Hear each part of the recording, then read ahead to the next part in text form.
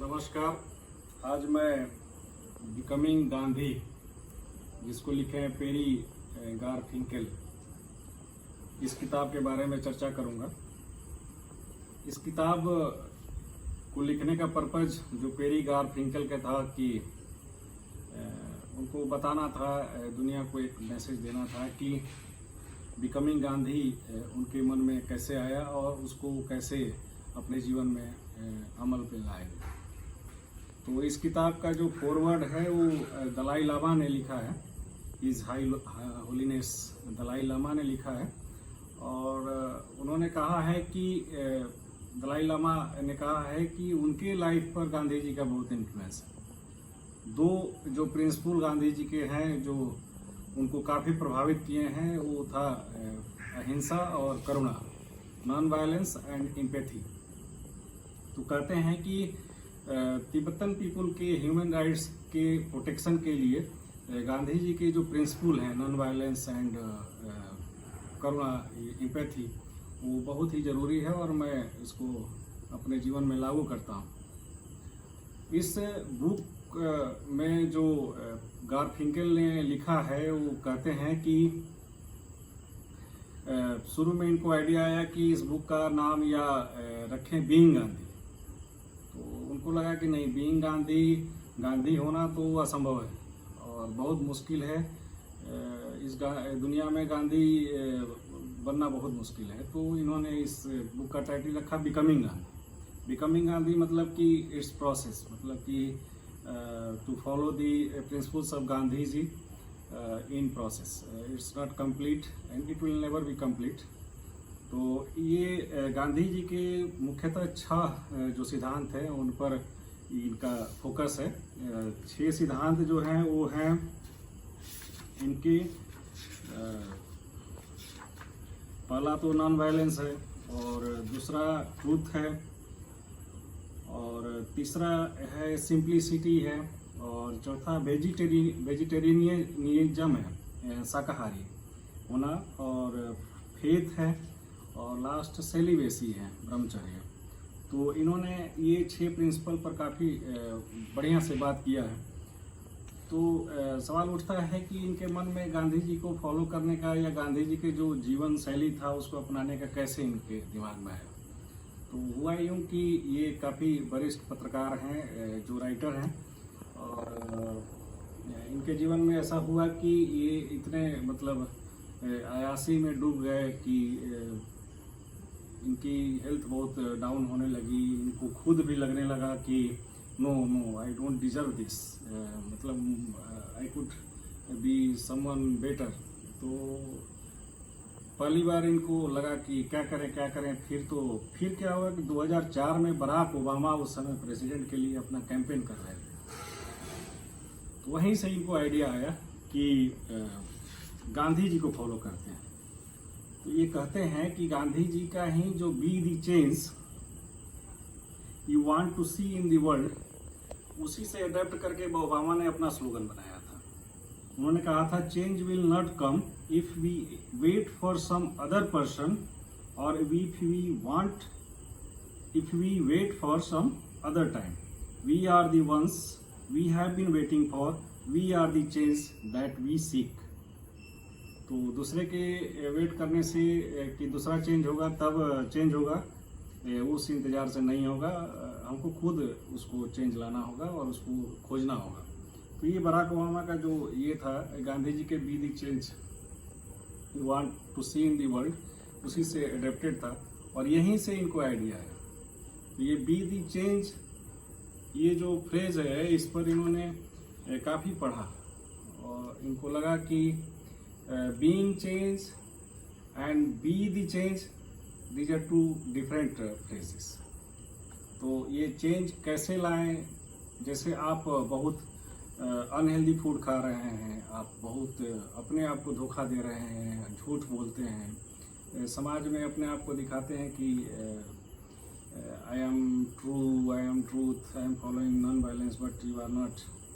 तो ये actually hypocrisy जिसको कहते हैं, उसको दूर करने के लिए और भी जो आपकी कमियां हैं उसको दूर करने के लिए गांधी जी का जो ये कथन है उसको फॉलो करना बहुत ज़रूरी है।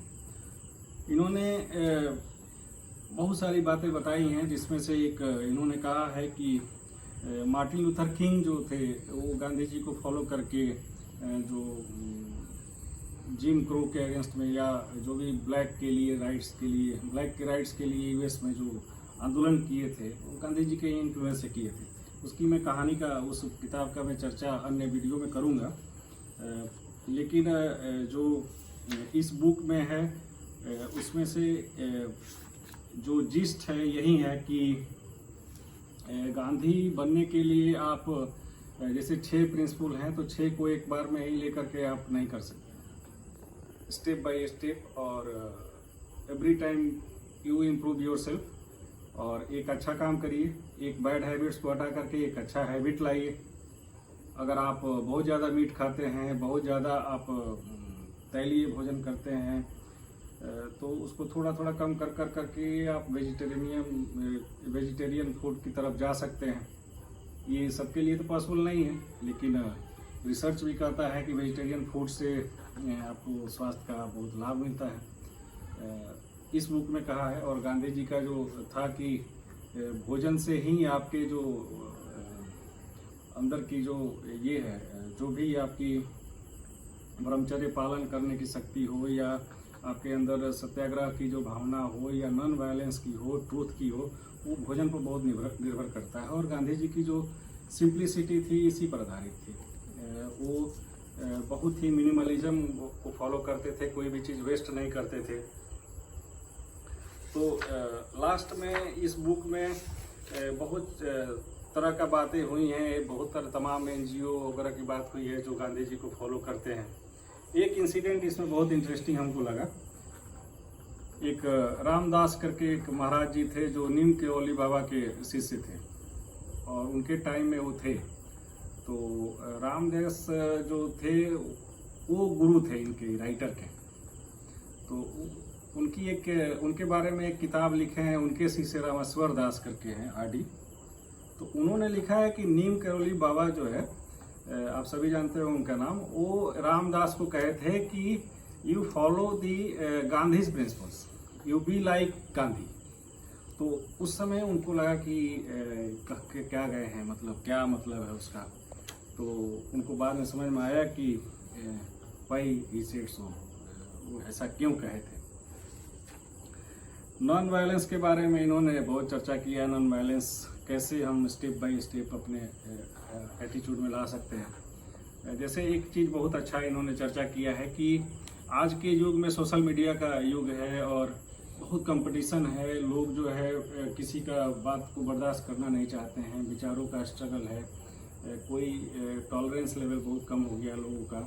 तो इस सब का कारण इन्होंने बताया है कि ये सब कारण है। इसका मुख्यतः कारण जो है, जो हम लोग कॉम्पिटिटिव कुछ भी करते हैं, यहाँ तक इन्होंने कहा है कि जो क्रिकेट होता है, फुटबॉल होता है, उससे भी वायलेंस होता है।